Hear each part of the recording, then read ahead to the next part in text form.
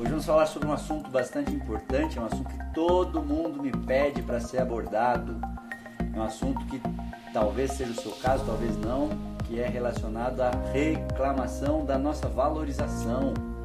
A gente se sente, via de regra, muito pouco valorizado, injusto nós, que escolhemos uma profissão que é das mais importantes e das mais maravilhosas, com contribuições sociais importantíssimas. Eu, pessoalmente, desconheço outra profissão que seja tão importante do ponto de vista social, que agregue tantas funções relacionadas à nossa sociedade, porque a gente cuida de todas as espécies animais, a gente cuida do bicho exótico, dos animais silvestres, dos animais em extinção. A gente é que cuida, que regulamenta as questões para pesquisa com animais de laboratório, isso é muito, muito importante.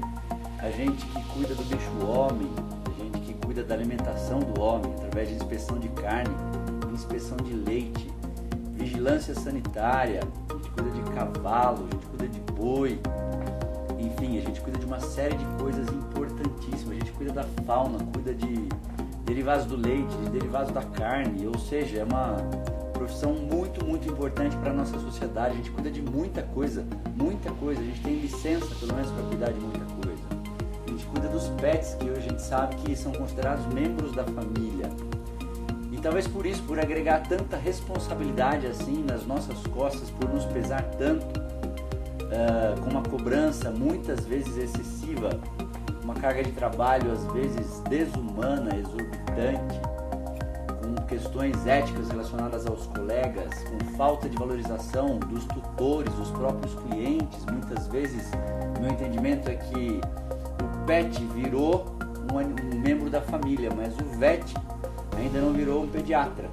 Então a gente não tem a mesma valorização financeira, a mesma valorização que um pediatra tem. Então a cobrança é muito grande, a gente tem que trabalhar muito, porque a remuneração financeira ainda está muito aquém do que a gente merece. Por favor, me digam se vocês concordam com isso, eu acredito que sim.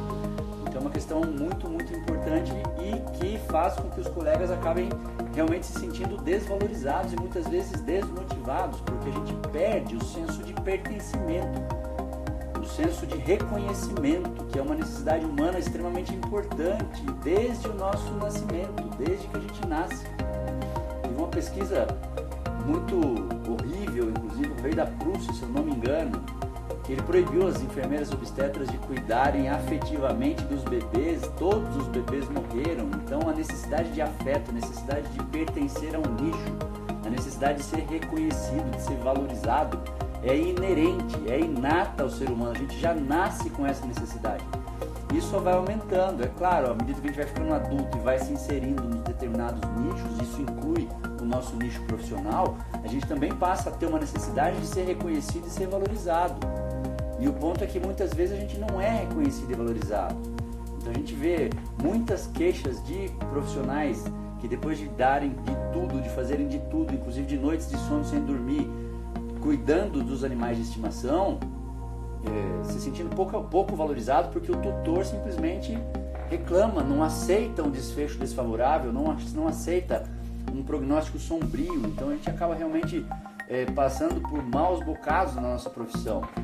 E aí a gente muitas vezes acaba entrando no que é conhecido por burnout, porque a gente tem toda uma matéria-prima, a gente tem todos os ingredientes para formar o burnout, que é excesso de trabalho, pouca valorização financeira, pouco reconhecimento emocional, uma pressão emocional, uma sobrecarga emocional muito grande. Então a gente entra num desgaste físico, num desgaste emocional, via de regra a gente acaba se envolvendo inclusive com o problema emocional do tutor que está com um animal de estimação doente. Esse animal de estimação faz parte da família dele, então a gente tem todo um aparato aí que é muito fácil para nos levar para o esgotamento emocional, para nos levar para a fadiga emocional, para o burnout.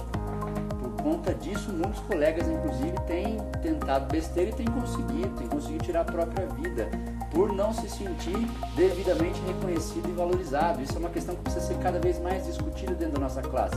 E os conselhos já se mobilizaram, continuam se mobilizando, as associações, a Amplivepa está se mobilizando, inclusive para o Congresso agora nacional de agora 2020, para o CBA, que vai ser lá na paradisíaca Maceió, vai ter uma sala exclusivamente para tratar desse tipo de assunto. As grandes corporações já estão se mobilizando inclusive para isso. Por quê?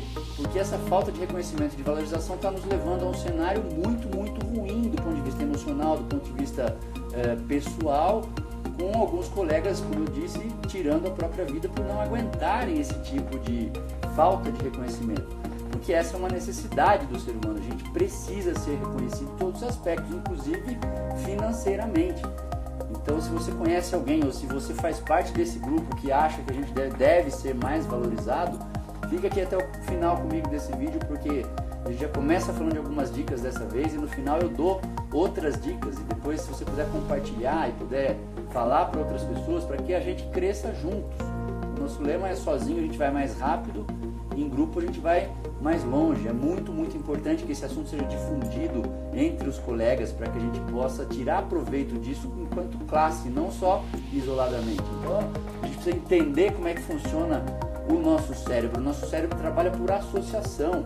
A gente vai associando e guardando memórias emocionais. Aí tudo que nos acontece depois, o cérebro vai buscar por memórias emocionais parecidas com aquelas que aquela situação vigente está evocando em você. Para quê? Para trazer soluções. Puta, da outra vez a gente sentiu raiva, a gente sentiu medo, a gente sentiu angústia, a gente ficou feliz. Então tudo que gera um impacto emocional no nosso cérebro, ele grava. O nosso cérebro deixa aquilo gravado e deixa num arquivo muito fácil de ser evocado. Por isso que situações repetidas de falta de valorização, ou quando você lida com muitos tutores extremamente exigentes que não aceitam, ou quando você está numa fase que você está pegando diversos pacientes, isso acontece na nossa rotina clínica, você sabe disso, quando a gente vive numa fase em que parece que nada está dando certo, todo o prognóstico está sendo sombrio, então a carga emocional acaba sendo muito pesada, o cérebro começa a evocar aquelas situações.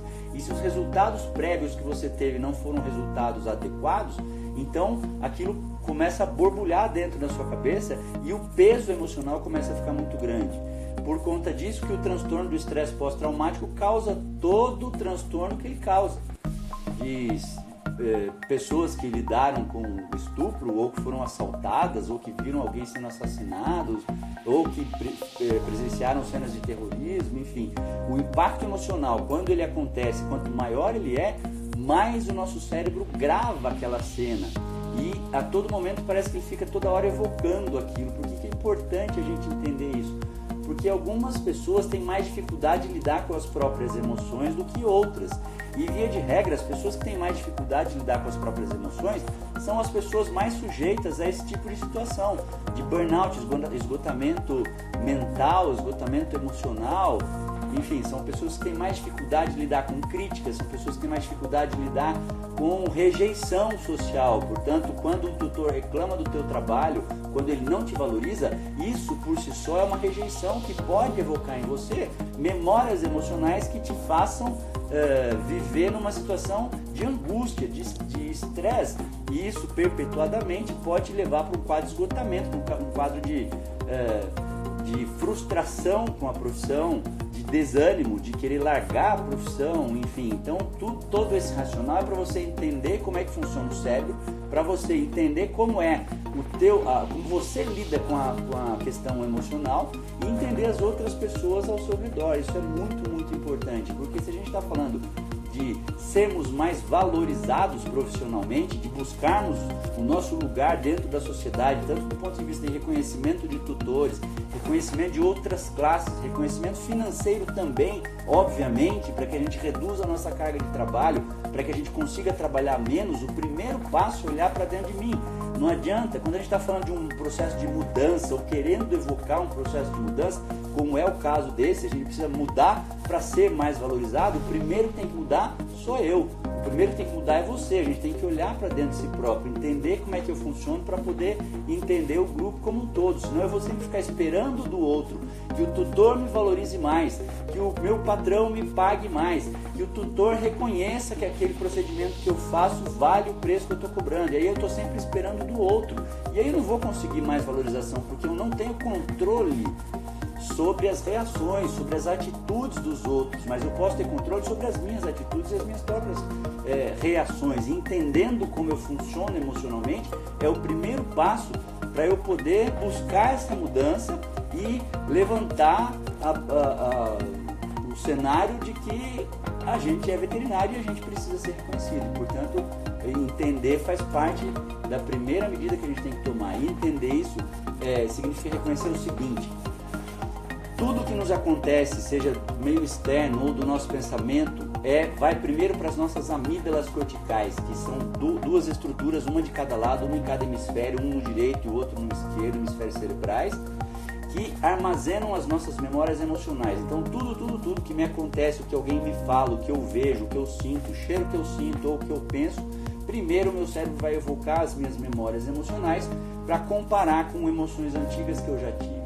E aí depois é que ele vai evocar a minha parte cognitiva, o córtex pré-frontal. E aí, como a gente tem dois hemisférios, a gente tem dois córtex pré-frontais, um esquerdo e um direito. O córtex pré-frontal é essa região do cérebro que fica logo atrás da testa. Um córtex pré-frontal do lado esquerdo, um córtex pré-frontal do lado direito. E é importante a gente entender o que cada um deles faz nesse processo emocional. Via de regra, quando você está diante de uma emoção negativa muito forte, que a gente chama de sequestro emocional, quer dizer, alguma coisa aconteceu que tirou você do sério, ou te deixou com muita raiva, ou te deixou com muito medo, ou muito angustiado, ou muito triste, quer dizer, emoções negativas e muito intensas. Isso evoca, obviamente, primeiro através das amígdalas, mas depois vai evocar o córtex pré-frontal direito.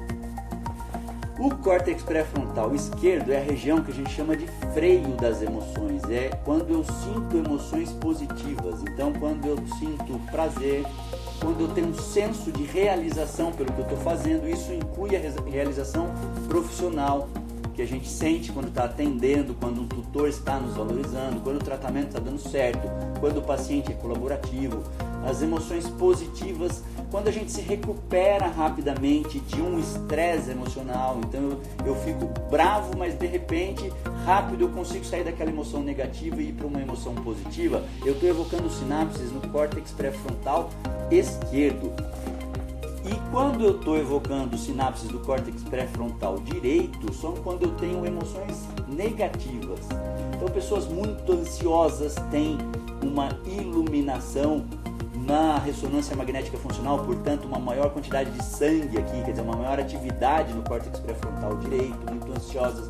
Pessoas com tendências depressivas, pessoas com alta atividade do sistema nervoso simpático, que é o sistema luta ou fuga, que me alerta para situações de perigo que eu vivo, perigos reais ou perigos virtuais, e pessoas que, via de regra, elas têm mais dificuldade de se recuperar de um estresse emocional. Fica ruminando a emoção negativa por muito tempo, ruminando o problema, ruminando a raiva, ruminando a tristeza, ruminando a angústia. Então, diferenciando essas duas regiões do cérebro, o córtex pré-frontal esquerdo, que é o freio das emoções negativas, e o córtex pré-frontal direito, que está muito associado às emoções negativas, teve um pesquisador chamado Richard Davidson, da Universidade de Wisconsin, nos Estados Unidos, que ele conseguiu elaborar testes para determinar, por exemplo, se você estivesse passando por esse teste, ele consegue dizer a sua tendência, qual é o seu set point.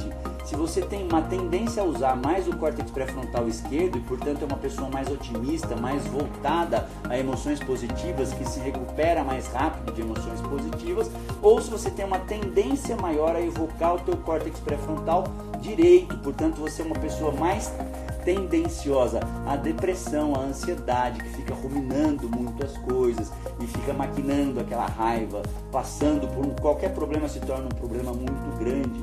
E aí ele conseguiu desenvolver um gráfico a partir disso, que é um gráfico em curva de sino, que vocês conhecem esse tipo de gráfico, onde a maioria de nós, então comparando os dois córtex pré-frontais, o direito e o esquerdo, a maioria de nós está ali no meio, quer dizer, a gente tem momentos ruins, momentos de ansiedade, momentos de depressão, de tristeza, mas a gente consegue balancear de forma adequada. Então a gente também evoca o córtex pré-frontal esquerdo e a gente consegue refinar as nossas emoções, sair de uma emoção negativa e ir para uma emoção positiva. Mas ele desenvolveu esse teste que ele consegue definir então o seu set point, para onde você tende mais, usar o córtex pré-frontal esquerdo ou direito. Por que eu estou mencionando tudo isso quando eu falo de valorização profissional? Porque o que nos leva a nos sentir desvalorizados do ponto de vista social ou financeiro, as duas coisas representam rejeição, porque quando eu trabalho e não ganho adequadamente ao que eu me esforço, adequadamente ao que eu me coloco de empenho e de coração no que eu estou fazendo, isso também é uma rejeição. Então entender como é que funciona o teu cérebro te ajuda a entender a sua tendência. Se você é uma pessoa que tende mais a lidar melhor com crítica, com rejeição e esse tipo de coisa, para você poder tomar os seus planos de ação para poder então melhorar e a partir disso se valorizar mais como profissional. De novo, eu reitero, se a gente está buscando uma mudança de classe, se a gente está buscando uma mudança de valorização profissional, o primeiro que tem que mudar sou eu. E para eu mudar, eu preciso entender como eu trabalho, como é que a minha cabeça funciona. E não tem nada de errado se você está usando mais o córtex pré-frontal esquerdo ou direito. Tem que trazer isso à consciência para você entender como é que você funciona.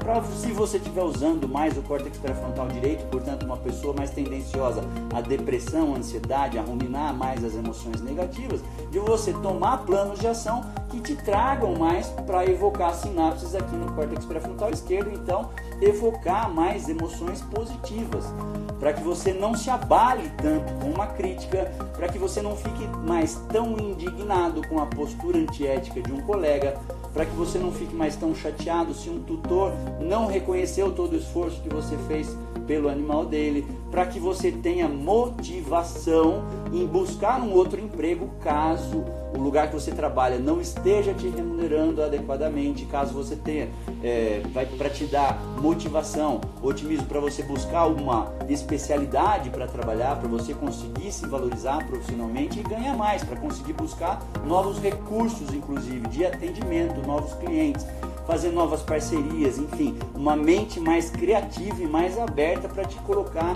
num caminho mais próspero, tanto de reconhecimento social quanto de reconhecimento financeiro, que é muito importante e que a gente reclama muito com a devida razão. A gente reclama muito, o veterinário trabalha muito e não ganha adequadamente ao esforço e à responsabilidade que nos pesa sobre os ombros. Diz aí se você acha que eu estou falando a verdade ou se eu estou exagerando. E aí esse mesmo pesquisador, o Richard Davidson, ele conseguiu estipular outras questões, quer dizer, a rapidez, e daí eu também jogo para você pensar sobre como você trabalha emocionalmente, a rapidez com que você se aborrece, você fica puto, fica bravo com um monte de coisa, facilmente, rápido você fica bravo, ou você é uma pessoa que demora mais para tirarem você do sério. A rapidez com que você se recupera de emoções negativas é o segundo ponto. Você está mal ali, chateado, você costuma perder o dia quando alguma coisa ruim acontece logo de manhã, no horário de almoço, ou você se recupera daquilo rapidinho, vamos que vamos para frente. E o terceiro ponto, qual é a intensidade emocional que você trabalha? Tem pessoas que qualquer alegria são um regozijar de êxtase para elas. Tem pessoas que qualquer tristeza também já colocam elas numa depressão profunda. Qualquer coisa já leva para uma raiva muito grande. Qual é a sua intensidade emocional? Tem outras que conseguem trabalhar com um pouquinho mais de equilíbrio. Puta, aconteceu um negócio legal, eu tô feliz, mas eu também tenho equilíbrio para não achar que aquilo vai resolver minha vida. Da mesma forma que aconteceu um negócio triste, cara, eu tô triste, mas também não é o fim do mundo. Qual é a sua intensidade emocional? Então são 3 pontos. A rapidez com que você se aborrece, a rapidez com que você se recupera emocionalmente e a intensidade emocional com a qual você trabalha. Então entender tudo isso é importantíssimo para a gente poder entender o seu status emocional, para entender o meu status emocional, para poder agir de alguma forma então a melhorar emocionalmente, porque emoção do latim movere. Então, emoção é uma palavra que vem de movere do latim.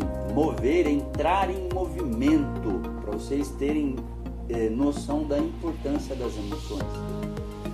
Tudo o que eu sinto impacta no que eu faço. Eu vou repetir, tudo o que eu sinto impacta no que eu faço. Então tem diversos filmes que falam sobre isso, inclusive alguns relacionados à cozinha, cozinheiras e alimentação, o tanto que a emoção da pessoa ela consegue colocar no alimento, quando ela está triste, quando ela está feliz, da mesma forma com o nosso trabalho. Então entender o nosso estado emocional para poder lidar com essa pressão emocional que a gente vive é fundamental para que a gente busque novos recursos, então, para que todos saiamos mais valorizados. E essa é a primeira dica, então, como lidar nós mesmos com as nossas emoções. E, por fim, relacionado à questão emocional, o que eu tenho que entender também? Depois desse racional teórico que eu expus para vocês, se o córtex pré-frontal esquerdo é considerado o freio das emoções ruins e é onde eu evoco as sinapses quando eu estou com uma sensação de prazer, com uma sensação de realização, quando eu me recupero mais rapidamente, portanto, acionar as sinapses aqui me transforma emocionalmente para um estado positivo, enquanto eu evocar sinapses no córtex pré-frontal direito me leva para um quadro emocional mais negativo. Fica óbvio uma questão. Então, se tivesse alguma maneira de eu evocar mais sinapses no córtex pré-frontal esquerdo, isso seria uma bela de uma estratégia para eu me controlar emocionalmente. E aí, de novo, para eu não me abalar tanto com uma crítica, para eu não me abalar tanto com um tutor que reclama do meu serviço, que não aceita o meu prognóstico, que não aceita o meu tratamento, para eu entender melhor ou saber lidar melhor com um coleguinha antiético que está falando mal de mim. E a gente entra nos grupos de WhatsApp por aí, sempre, em todos, tem alguém reclamando de algum colega de perto ou de longe que falou mal do seu próprio serviço. É horrível isso.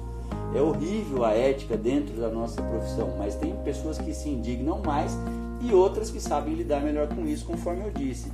E tem essa estratégia. Eu consigo evocar mais sinapses no córtex pré-frontal esquerdo, e é aí que eu queria chegar. Aí que entram as dicas mesmo mais práticas para que você consiga lidar melhor com suas próprias emoções. E daí, a primeira delas é a meditação.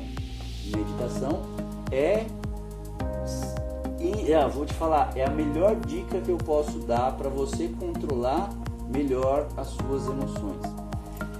Certamente você já ouviu falar do termo neuroplasticidade, quer dizer, a gente produz mais células nervosas, a gente produz mais neurônios e esses neurônios vão ser reposicionados no nosso cérebro nos lugares onde a demanda está maior. Isso é a neuroplasticidade. Até pouco tempo atrás os cientistas achavam que os neurônios não se reproduziam. Então quem nasceu com aquela carga genética, quem desenvolveu aqueles hábitos e aquele temperamento e aquele comportamento estava fadado a morrer daquela forma. Hoje a gente sabe que não, que sim, os neurônios eles se regeneram e eles vão morar nos lugares onde a demanda está maior. E aí tem um trabalho muito legal que é feito com monges que meditam o dia inteiro, várias horas por dia. Botaram esses caras dentro de ressonância magnética funcional para ver onde é que eles tinham uma área de irrigação maior, portanto uma atividade cerebral maior. E o córtex pré-frontal esquerdo desses caras é maior anatomicamente do que o córtex pré-frontal esquerdo de uma outra pessoa que não medita tanto. Vou repetir esse dado da pesquisa de tão importante que ele é. Os monges que meditam todos os dias, várias horas por dia, eles aumentam anatomicamente, morfologicamente, o tamanho do córtex pré-frontal esquerdo, porque eles estão sempre evocando mais sinapses nervosas para lá. Portanto, os neurônios que vão sendo produzidos, eles vão sendo direcionados para o córtex pré-frontal esquerdo. Se eu acabei de mencionar mais de uma vez que o córtex pré-frontal esquerdo é a região do cérebro que é o freio das emoções ruins, então a meditação é a melhor dica para a gente entender a importância de como a gente pode fazer para controlar melhor as nossas emoções. Mas eu não consigo meditar todo dia, várias horas por dia. Não precisa.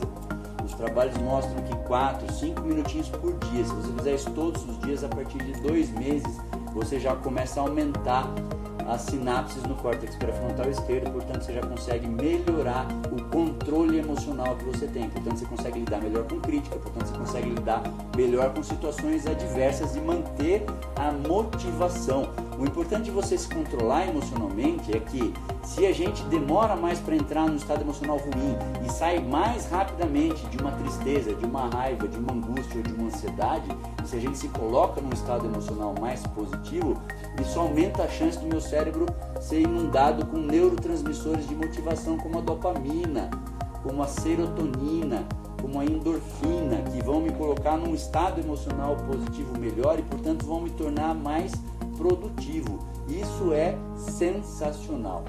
Isso é muito importante. Então, meditação todos os dias por volta de 4 a 5 minutos. Tem meditações guiadas, eu já passei para algumas pessoas que me pediram. Se você quiser receber, é só você me mandar um WhatsApp, eu te mando os áudios. Tem uma meditação da atenção plena, que é o Mindfulness, que é muito conhecido. Eu mesmo uso esse tipo de meditação para mim e nos meus eventos, de tanto que ela tem sido demonstrada cientificamente melhorar a inteligência emocional das pessoas. Eu tenho os áudios, eu explico para você como é que você faz, só se me mandar, só que tem que ser pelo WhatsApp, não pode ser pelo direct do Instagram, porque são links, então pelo direct não vai. Você pode me mandar um WhatsApp pelo número 12 997860640 que eu te mando esses áudios, funciona muito legal. São 8 áudios, é um áudio por semana, portanto em 2 meses você conclui o ciclo, daí você começa de novo. E aí você já começa a ver o resultado prático na sua vida emocional, de controle emocional. Outra dica para você controlar melhor suas emoções: oração. Sim, buscar espiritualidade, se prostrar diante de Deus, evocar Deus no seu coração, na sua mente. Isso também ajuda você a controlar suas emoções. Eu disse para vocês, eu não sei se você reparou, quando eu estava falando do córtex pré-frontal direito, que é o local onde a gente evoca mais emoções negativas, de pessoas que tendem a ser mais depressivas, mais ansiosas.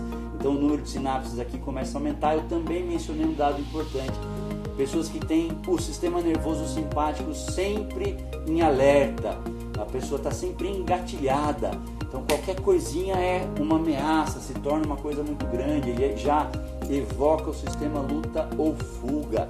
Simpático e parasimpático, você entende o que eu estou falando, como eles trabalham desta forma, eles têm que estar em equilíbrio. Quando eu aumento o sistema nervoso simpático, o parasimpático, portanto o nervo vago, ele cai. Quando eu aumento o parasimpático, quer dizer, eu estimulo o vago, o sistema nervoso simpático cai. Portanto, a outra dica para se controlar emocionalmente é a ativação do nervo vago, que eu posso fazer como? Lembra que o nervo vago passa aqui? Então, cantarolar ou assobiar, porque você está forçando essa região, ou mesmo uma massagem aqui nessa região faz você estimular o nervo vago. Isso tende a te acalmar nos momentos de ansiedade, porque é uma via de mão dupla. Da mesma forma que a ansiedade, a raiva, emoções negativas de forma geral aumentam frequência cardíaca, aumentam pressão arterial. Então, quando você se acalma, a frequência cardíaca baixa, a pressão arterial também abaixa. Eu citei sobre os estudos que eu fiz quando eu estava no mestrado e no doutorado do INCOR, que a gente usava a análise espectral. Então, deixava o paciente com um traçado de eletrocardiograma por volta de 30 minutos, depois colocava esse traçado de eletrocardiograma num software, e o software conseguia decodificar no domínio do tempo e no domínio da frequência. Então ele conseguia dizer pelo eletrocardiograma os pacientes que tinham mais atividade vagal e mais atividade simpática no coração.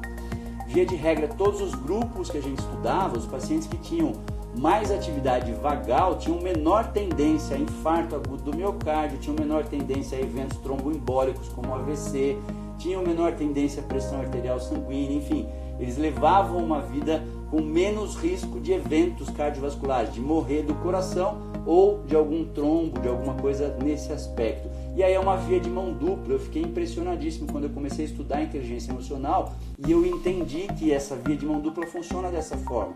Da mesma forma que estimular o simpático estimular o vago, portanto o sistema parasimpático reduz o risco de infarto do miocárdio, estimular o simpático também ajuda a controlar melhor as suas emoções. Uma coisa está muito ligada com a outra. Então foi muito legal aprender tudo isso na minha pós-graduação de mestrado e doutorado lá no INCOR e depois linkar tudo isso com essa questão de inteligência emocional e de controle das emoções. Portanto, eu sempre dou esse tipo de dica. Tomar água gelada. Por que oferecem água gelada para as pessoas mais nervosas? Também porque a tendência é estimular um pouquinho o parasimpático, o vago, e a tendência é acalmar essas pessoas. A própria respiração da yoga é uma outra dica, e se você exercita isso várias vezes por dia, a tendência é você conseguir evocar mais atividade vagal e, portanto, se manter mais tranquilo por vários aspectos, por várias explicações fisiológicas que eu não vou entrar em pormenores tão grandes agora para não chatear vocês, mas acreditem em mim. A respiração da yoga, onde você faz uma inspiração mais curta e a expiração mais longa, se possível, inclusive comprimindo os músculos abdominais na expiração, para ela ficar bem longa, isso também vai estimular o vago e vai te ajudar a controlar melhor as suas emoções, tanto no momento de fúria, no momento de medo, no momento de raiva, quanto no dia a dia. Então, se você fizer isso várias vezes por dia, você mantém essa atividade, e a tendência é você ir se tornando uma pessoa mais inteligente emocionalmente.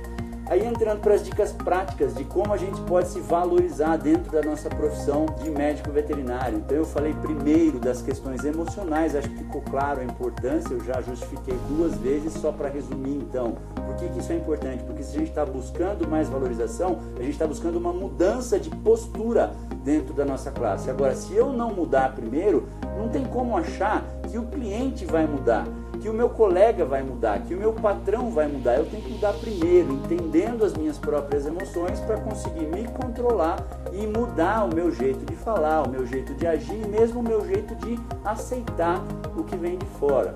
Aí, para as dicas práticas, então, claro, se a gente quer mais valorização, obviamente a gente tem que investir também nos nossos hard skills, ou seja, nas nossas habilidades técnicas dentro da veterinária. Ninguém vai conseguir se valorizar se não tiver conhecimento técnico. Portanto, sim, você tem que ter uma especialização. O mercado está te cobrando isso.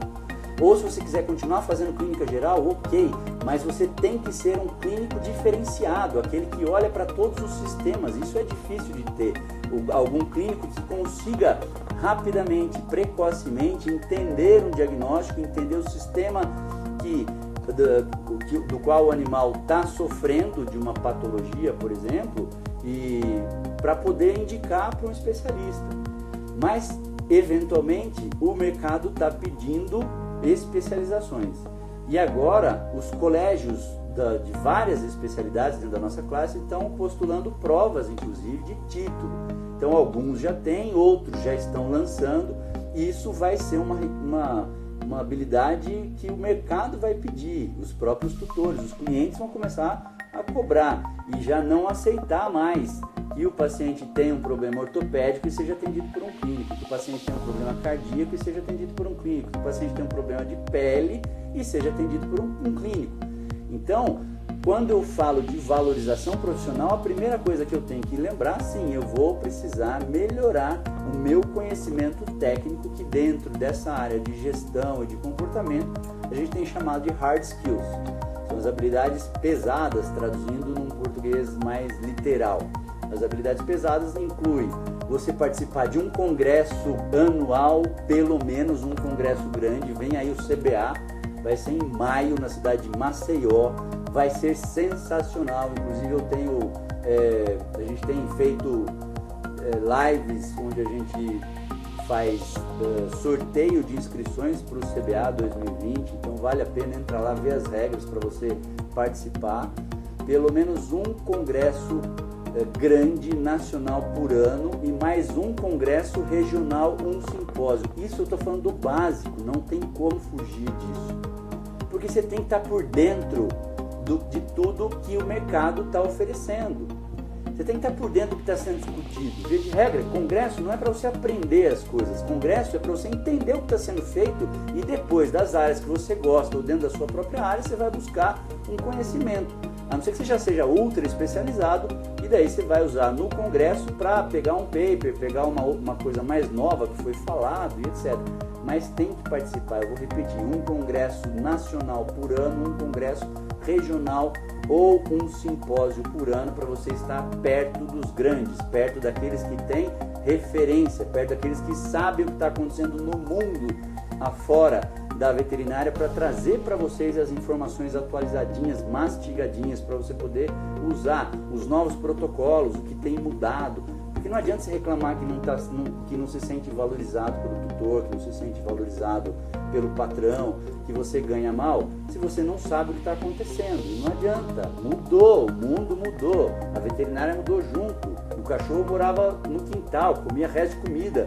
Você sabe que já há alguns anos ele não mora mais no quintal, ele mora dentro de casa e na maioria das vezes ele dorme na cama junto com o tutor.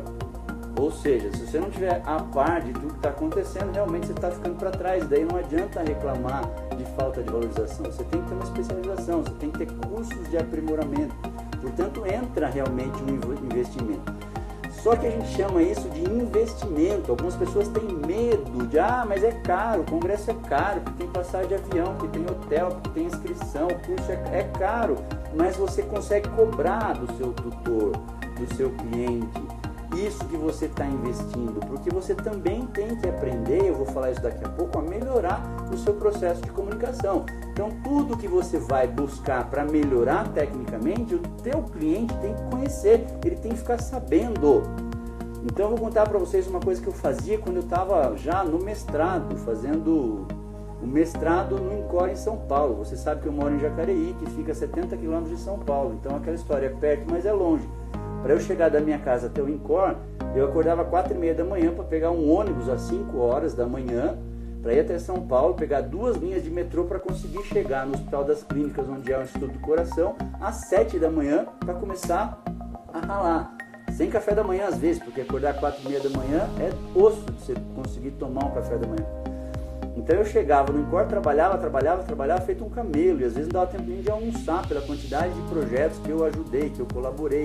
Eu cheguei a participar de mais 60 projetos lá entre mestrado e doutorado, é muita coisa.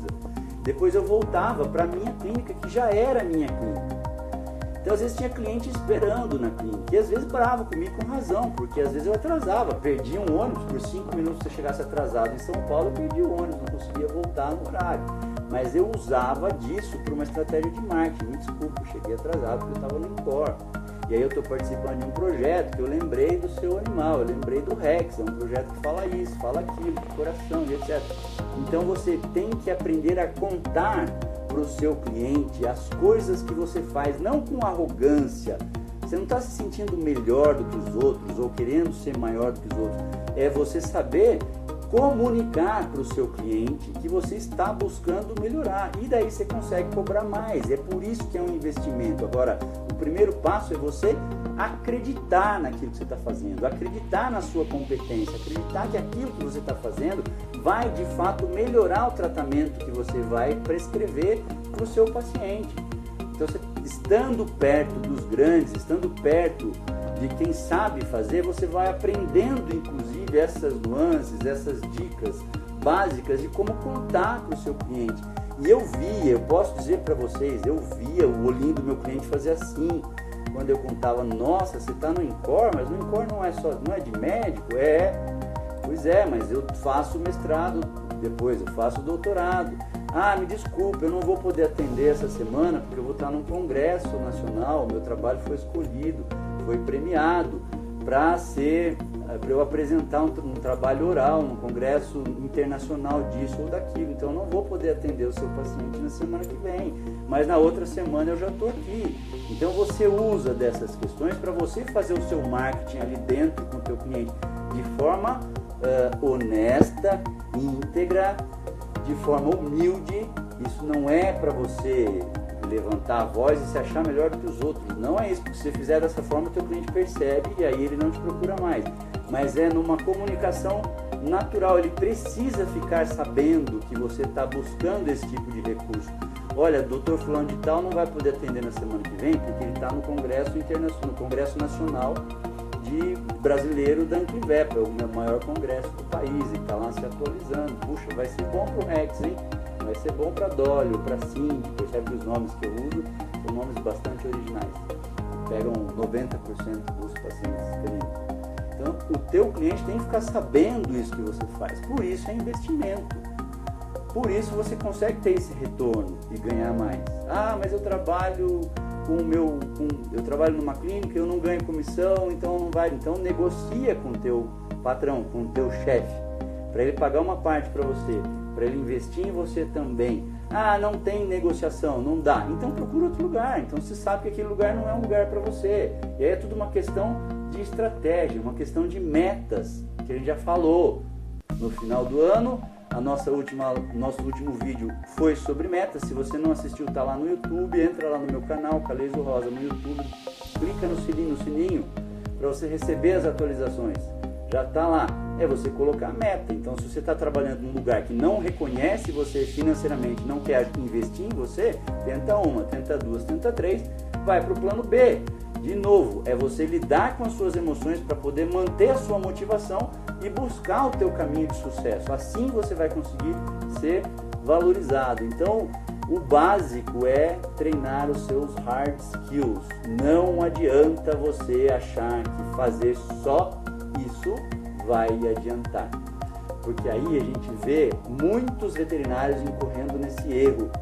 O cara faz 2 pós-graduações, ele entra em todos os congressos, em todas as salas ele está lá, ele faz todos os cursos de aprimoramento, ele fica sabendo de tudo tecnicamente que está acontecendo, mas emocionalmente o cara não consegue lidar com outras pessoas. Ou porque ele não tem motivação, ou porque ele é uma pessoa arrogante, ou ele é uma pessoa difícil, dono da verdade, porque ele acha que tem sempre razão, porque ele se exaspera muito facilmente, ou porque ele não consegue lidar com os próprios medos, com as próprias angústias, e daí não adianta niente, não adianta nada. Então investir nos hard skills, investir tecnicamente em você é só o básico. Não adianta achar que só isso vai resolver as coisas e que você vai continuar, você vai ser valorizado por isso. Ó, vou te falar uma coisa, conheço inúmeras pessoas, não é uma, não são duas, conheço inúmeras pessoas que terminaram o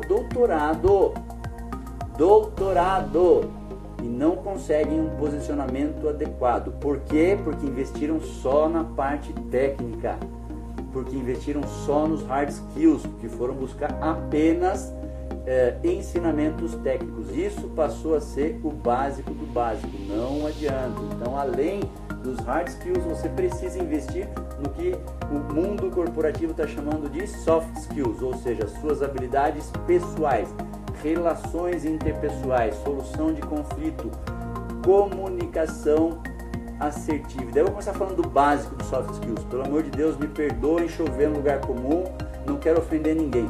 Mas quando eu falo que você tem que investir nos soft skills, a primeira coisa, você precisa investir em roupas adequadas para você atender o seu cliente. Você precisa se investir adequadamente. Não vou falar o óbvio de limpeza, higiene, a roupa tem que estar passada, tem que estar bonitinha. Não é só por isso, é porque tem uma questão chamada gatilho mental da autoridade. As pessoas tendem a respeitar mais quem está bem vestido. Ah, mas eu não sou assim, mas eu não... Desculpa, está fadado ao fracasso. Desculpa falar, isso é o curto e grosso, porque isso é um gatilho mental. É lá no emocional do seu cliente. Por isso que as pessoas agora estão se vestindo com gravatinha, os homens e mulher com salto alto. Já há algum tempo as pessoas mais bem sucedidas dentro da veterinária já estão fazendo isso. Você não quer chegar ao extremo de usar gravata, de usar salto alto, ok, mas uma roupa adequada, não é só uma roupa limpa, é uma roupa bonita. Você precisa investir na sua aparência. Deixa eu te contar uma coisa que vai fazer sentido para você. Já reparou como a gente é treinado culturalmente para respeitar as pessoas que usam determinado tipo de roupa? Por exemplo, por que a gente respeita o padre? Porque ele usa batina, fica fácil de você reconhecer. Por que a gente respeita a freira, ainda que você não seja católico? Porque ela usa o hábito, fica fácil de você reconhecer. Por que você respeita o juiz? Porque ele usa toga. Então, quando você se veste de forma adequada, isso vai ativar o gatilho mental da autoridade no seu cliente. Ele vai olhar para você e, sem perceber, de forma consciente, mas inconscientemente ele tende a respeitar mais o que você tem para falar, ele tende a respeitar mais as dicas que você vai dar, as prescrições que você vai fazer e o preço que você vai cobrar. Então, se você está cobrando valorização, a primeira coisa é investir na sua aparência física, sim. Não adianta fugir disso, não adianta fugir disso. Eu quero ser hippie, eu não gosto, então beleza, mas então não reclame da sua falta de valorização. Pode ser até que você consiga, mas por outras vias, porque gatilho mental é um negócio muito poderoso. Outra questão que a gente tem que cuidar, a nossa fala. Entender como o nosso cliente fala, né? Criar um rapport de fala. Então, se o cliente costuma falar muito rapidamente, assim, ele está sempre com pressa, você também tem que tender a falar um pouco mais rápido para entrar em sintonia com ele. Se ele é uma pessoa que fala um pouco mais devagar e ele demora um pouquinho mais, a sua explicação também tem que ser um pouco mais devagar. Se ele fala muito alto, suba um pouquinho o tom da sua voz. Se ele fala um pouco mais baixo, abaixe um pouquinho o tom da sua voz, porque isso também vai lá no sistema límbico dele e diz para ele de forma inconsciente que você é uma pessoa confiável. Então isso vai fazer com que você crie conexão com o seu cliente de forma mais rápida. As pessoas que conseguem conexão de forma intuitiva, porque tem isso naturalmente, elas fazem isso às vezes sem perceber, mas elas fazem isso, que é criar uma conexão mais rápida com o seu cliente. Outra coisa muito importante é a linguagem corporal. Presta atenção na sua linguagem corporal, em como você está se expressando corporalmente. Por quê? Porque a gente se comunica através da nossa linguagem corporal. Aliás, mais de 90% das mensagens que a gente fala, nós as falamos pela linguagem não verbal e captamos do nosso cliente também pela linguagem não verbal dele. E presta atenção numa coisa, numa explicação que eu já dei várias vezes, eu só vou fazer um resumão aqui para poder linkar com isso que eu estou falando. Quer dizer, quando a gente pensa alguma coisa, ou quando acontece alguma coisa lá do meio externo através dos 5 sentidos, que isso vai para o tálamo, do tálamo para as amígdalas, para evocar alguma emoção, eu falei disso no início da nossa conversa, o próximo passo das amígdalas é mandar essa informação das emoções para o eixo hipotalâmico e hipofisário, para secretar alguns hormônios, e esses hormônios vão nos preparar corporalmente para uma resposta àquilo que aconteceu. Então eu escutei alguma coisa, eu vi alguma coisa, senti alguma coisa, eu pensei alguma coisa, isso foi para o tálamo mandou isso para as amígdalas para comparar com emoções prévias, as amígdalas mandam essa informação para o eixo hipotálamo hipofisário para ver qual tipo de hormônio vai ser secretado para preparar o meu corpo físico. Onde eu quero chegar com isso? Que tudo que a gente pensa ou recebe do meio externo, então, por exemplo, se alguma coisa levou à tristeza, a tendência é você fazer isso aqui, ó. É você reduzir a sua área de superfície corporal, porque isso vai te colocar num estado reflexivo. Se você ouviu ou sentiu ou pensou em alguma coisa que te deu raiva, você vai ter uma secreção gigantesca de adrenalina, de cortisol. Para quê? Para preparar o teu corpo para a luta ou fuga. Então a tendência é você fazer isso aqui, você se arma fisicamente, você aumenta a sua superfície corporal. Às vezes você chega a fechar os punhos de raiva, os olhos fazem assim, ó, para poder focar naquilo que você está vendo. Então a resposta corporal é a forma que a gente se comunica. E aí entra uma questão, é que o outro, o meu interlocutor, no caso o meu cliente, ou o meu patrão, ou o meu colega, ou o meu ouvinte, qualquer um que esteja na minha frente, isso vale também para as minhas relações pessoais, o que vai acontecer? A pessoa lê você, assim como você também lê a outra pessoa. Portanto, se você é uma pessoa que está decepcionada com a veterinária, pensando que todo cliente é um pé no saco, cliente é mala, cliente enche o saco, e eu não aguento mais, a tendência é você estar assim, ó. E essa comunicação, por mais que você não perceba, você está transmitindo isso para o seu interlocutor. Da mesma forma que quando você tem medo, tem raiva, se sente alegre, se sente ansioso, o teu corpo reage. E essa reação corporal faz com que o teu interlocutor entenda, capte isso de uma forma inconsciente. Então nem sempre é consciente. Agora, você está lá desanimado, atendendo alguém assim, falando a alguém, eu acho que é sinomose o que ele tem. Quer dizer, cara, não há Cristo que queira voltar a passar em consulta com você. E ele pode não entender isso num plano consciente, mas ele capta uma sensação de mal-estar, alguma coisa que não foi legal e etc. E daí como é que você vai reclamar de não ser valorizado depois?